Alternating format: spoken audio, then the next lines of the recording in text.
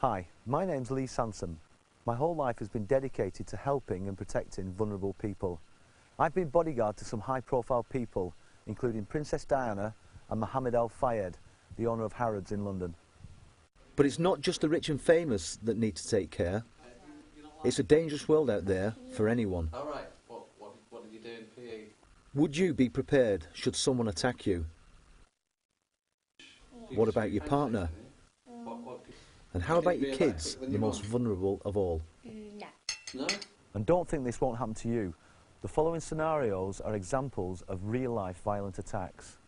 We'll see what the victims did wrong and how they could have avoided the situations in the first place.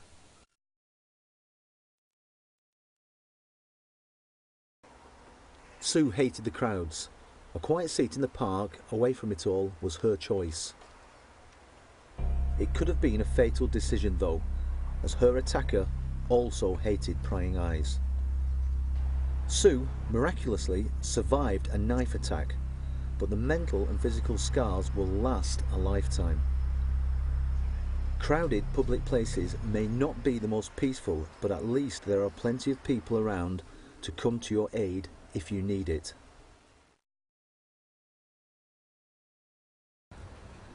Janet was the forgetful type, always in a rush, never thinking about the consequences of her actions.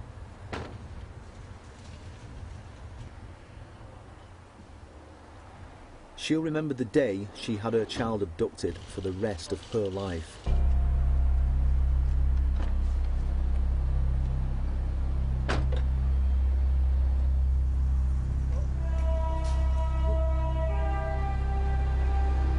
All she needed to do was to think a little about what she was doing. It doesn't take much.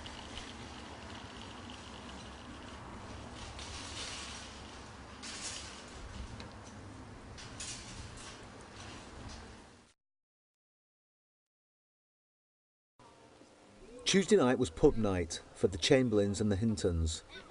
Their local wasn't exactly in the nicest of areas, but they'd been there so many times before it felt safe to them, until they turned off the high street, right into the arms of a gang who didn't like strangers on their patch. They all survived the attack, but never got together again for their weekly pub night, as they were all too scared to go out. It may be a pain to take the longer, safer route home, but tired legs are a far better proposition than a cracked skull, broken nose, or something even worse.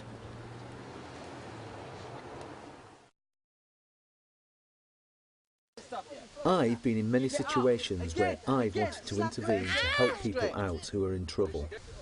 Sometimes that's possible, and at 6'2" and 15 stone, I know how to handle myself. But there are always going to be consequences, whatever your size or background. You may not realise it straight away, but things can have a habit of coming back to haunt you. Sometimes it pays not to be a hero. Leave it to the professionals who know what they're doing and have plenty of backup. Well, police? Yeah, hi, there's an assault going on in Cooper Park in Elgin. Yeah, there's 3 males and there's a female on the floor. Yeah. Yeah. Yeah, it's just outside there. It's just outside there. I'm there now. I'm just going to stay on the phone. I'm going to speak to her now because she's really in trouble. Hold on, please. Hey! Hey, lads, what are you doing? What are you saying, mate? What are you doing? Leave her alone. I've phoned the police. Leave her alone. Go on, no, I don't want any trouble. The police are here. Yeah, there's 3 of them. Yeah. Yeah. No, leave her alone. They're going to be here in 1 minute. Yeah, they're coming now. Okay. Okay. Cool. Are you okay? Are you okay?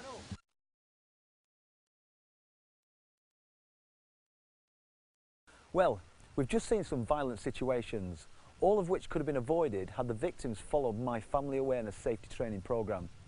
If you follow the tips in my film, it'll help you detect an attack well before it happens and give you the confidence and tools to avoid dangerous situations.